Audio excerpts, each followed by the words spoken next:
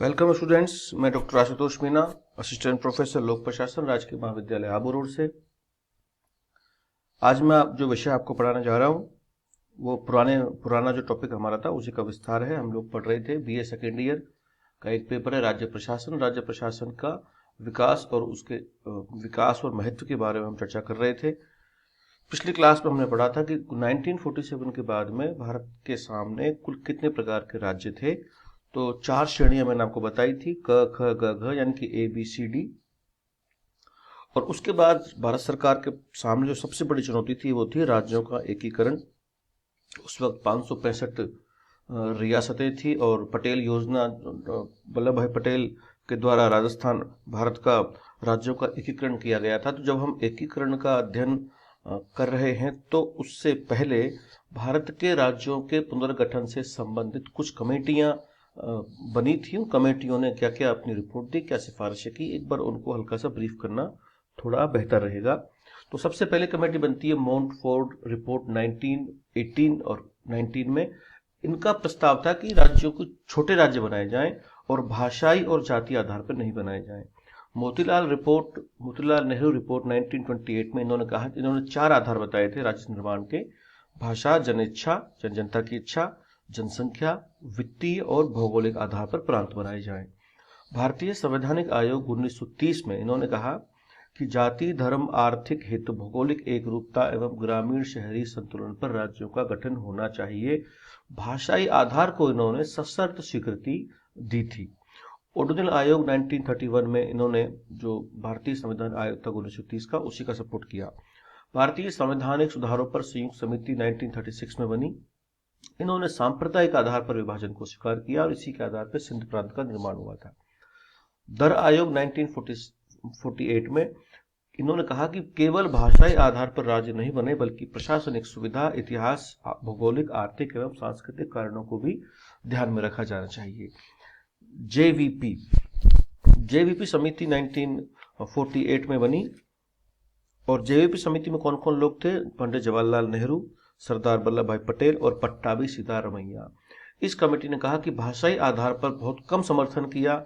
जनता की इच्छा, प्रशासनिक व्यवहार्यता यानी कि जो प्रशासनिक सुविधा है उसको ध्यान में रखते हुए आर्थिक कारणों के आधार पर राज्य का निर्माण होना चाहिए। फजल अली आयोग जो 29 दिसंबर 1953 में गठित हुआ था, इसने कहा कि राष्ट्रीय एकता, प्रशासनिक, आर्थिक, वित्तीय व्यवहार्यता तथा अल्पसंख्यकों के हितों को प्राथमिक माना जाना चाहिए।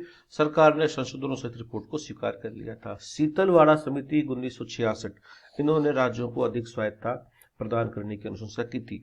न्यायमूर्ति बी एन कृष्णा समिति 2010, जिनके सिफारिश के आधार पर आंध्र प्रदेश के इन्होंने 3 टुकड़े का प्रस्ताव दिया था, लेकिन तेलंगाना राज्य का ही निर्माण हुआ था। ये हल्का सा हमने ब्रीफ किया है कि किस कमेटी ने राज्यों के पुनर्गठन को लेकर के क्या क्या आधार बताए थे।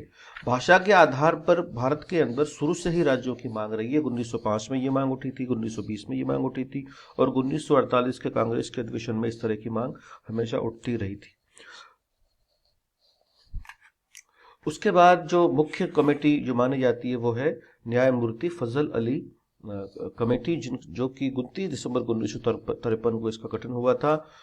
और सातवां संविधान संशोधन यहाँ पर जिक्र करना जरूरी है। यहाँ पर पूर्व में जो 4 प्रकार की श्रेणियां राज्यों की थी, ए बी सी डी, उनको इस 7वें संशोधन से समाप्त कर दिया गया था। भारत का पहला राज्य आंध्र प्रदेश, जो भाषा के आधार बनाया गया था।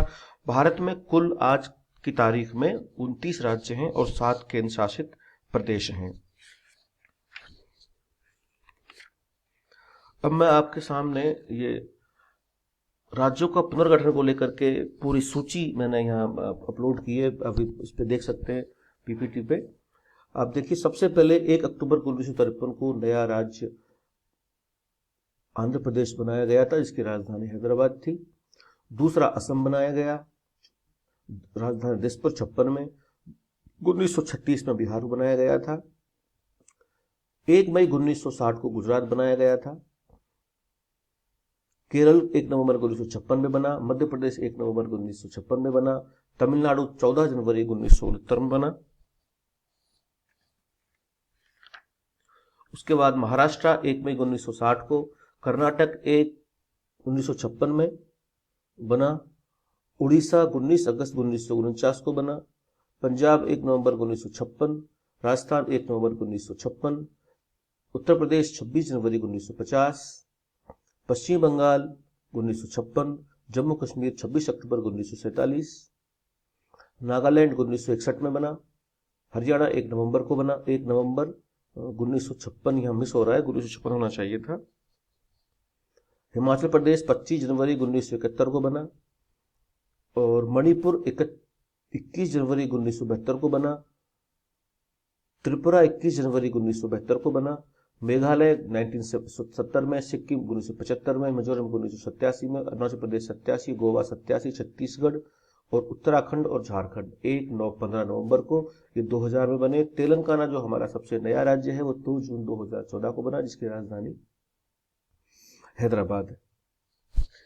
ये लगभग आपने राज्यों का गठन देख लिया है। केंद्र शासित प्रदेशों की बात करें तो आज की डेट में हमारे देश के पास में 7 केंद्र शासित प्रदेश हैं, जैसे दिल्ली, अंडमान निकोबार, लक्षद्वीप, दादर नगर हवेली, दमन दीव, पुदुचेरी और चंडीगढ़। आज राजस्थान भारत का सबसे बड़ा राज्य है।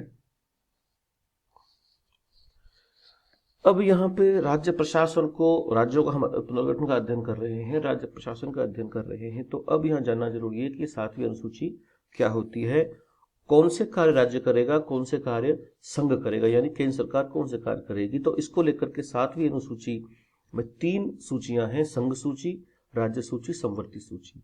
संघ सूची में पूर्व में 97 सब्जेक्ट थे, जो कि आज 100 विषय हो चुके हैं। राज्य सूची में 61 विषय हैं, पहले इसमें 66 थे, अब इसमें 61 विषय हो चुके हैं। इस मतलब कहने का मतलब संघ सूची में वर्णित जो विषय हैं उन पर 100 विषय ऐसे हैं जिस पर केंद्र सरकार ही कानून बनाएगी, नीति बनाएगी। राज्य सूची के 61 विषयों पर राज्य सरकार ही कानून बनाएगी, राज्य सरकार ही विधि बनाएगी। संवर्ती सूची जिसमें राज्य सरकार भी कानून बना सकती है और संघ सरकार भी कानून बना सकती है, जिसमें पूर्व में 52 विषय थे और वर्तमान में 47 विषय हैं। यहाँ पर एक फैक्ट जान लेना थोड़ा जरूरी है कि 42वें संविधान संशोधन 1976 में राज्य सूची के 5 विषयों को हटाकर संवर्ती सूची में जोड़ा गया था, जैसे शिक्षा, वन, नापतोल, वन्य जीवों व पक्षियों की सुरक्षा और न्यायिक प्रशासन। विधानमंडल आप जानते हो, विधानसभा और विधान परिषद मिलकर के विधानमंडल बनाते हैं, जो कि राज्यों में होते हैं। जिस प्रकार से सेंटर में संसद के अंदर लोकसभा और राज्यसभा होते हैं, उसी प्रकार से स्टेट्स के अंदर भी विधानमंडल का प्रावधान है, जिसमें एक विधान सभा होती है, विधान परिषद होती है। भारत के अंदर कुल गिन लीजिए आप यहाँ पे सामने, कर्नाटका, उत्तर प्रदेश, महाराष्ट्र, बिहार, आंध्र प्रदेश और जम्मू कश्मीर, यानी कि 1 2 3 4 5 6 राज्यों के अंदर ही विधानमंडल के दोनों सदन विद्यमान हैं। याद करने के लिए मैंने यहाँ एक फार्मूला ऊपर लिखा हुआ है, कुंभक, के से कर्नाटका, यू से उत्तर प्रदेश, एम से महाराष्ट्र, बी से बिहार और ए से आंध्र प्रदेश और जम्मू कश्मीर। इसके बाद अब हम संविधान व राज्य प्रशासन का अध्ययन बाद में करेंगे। आज का विषय यहीं समाप्त करता हूं। Thank you.